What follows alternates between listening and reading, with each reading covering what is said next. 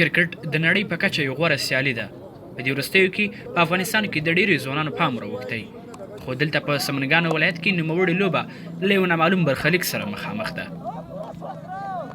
په یاد ولایت کې یو شمېر د کرکټ لوبغاړي د لوبو لپاره د لوبغالي او د امکاناتو له نشتون څخه شکایت کوي او وایي چې په یاد ولایت کې د کرکټ لوبغالی زورواکو غصب کړی او امکانات یې مسوول چاواکي پلوري. کرکټ بورډ نه دا غواړم چې موږ میدان نه لرو، نه لباس لرو، میدان دغه پردی نمرو کې کرکټ کوو، بس میدان نه لرو. دغلته کرکټ کوو د پردی نمرې دي، که دلته چا سره جنجال وکړو راشي دلته راته پټۍ واړی یا پې اوبه راکېږدي، مونږ څوک کرکټ ته نه پرېږدي. ته یو راشي تراتور کې راته کش کړي، یو راشي واړی راته. مونږ کوم شخصي داسې میرا لوبغاړی نه لرو چې دغه د کرکټ په نامه وي چې دغه کرکټ لوبغاړی چې مونږ کې لوبې وکړو. دوی همداراز د کرکټ بورډ اداره تورنوي چې په ولایتي سیالیو کې د یاد ولایت لوبغاړو ته د ګډون حق نه ورکول کیږي، بلکې پر ځای د نورو ولایتونو لوبغاړي لوبیږي.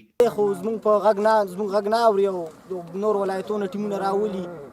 دا څو ولایتو ټیمونه په پاکستان کې لوبغاړي ما دا تصویر وکړو ته بیخي مې ونه پېژاند دا څوک دی. زموږ رئیس کې ناست و مونږ سره ونه پېژاند څوک دی. بغلان نه کې خلک ول، د هر ځای نه کې خلک ول.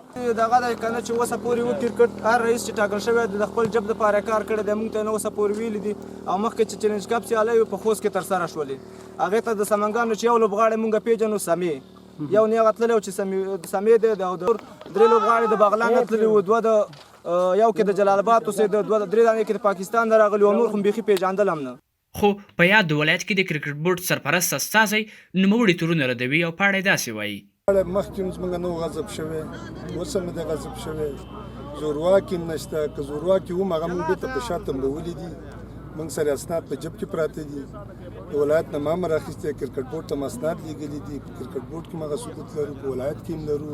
ما سره اوس هم په جب کې هغه اسناد پروت دی چې والي کوم امر موږ ته راکړی دی چې دې میدان کې چا خطونه اچولي دي، هغه دي څرنګوالۍ ته معرفي شي ودې نیول شي. د ولایت لوبغاړي وایي چې د کرکټ بورډ اداره نوموړي ولایت ته هیڅ ډول پاملرنه نه کوي چې له کبله یې په یاد د ولایت کې د کرکټ لوبغالی زورواکو غصب کړی. شفیع الله ستانکزی، میلمه راډیو، سمنګان.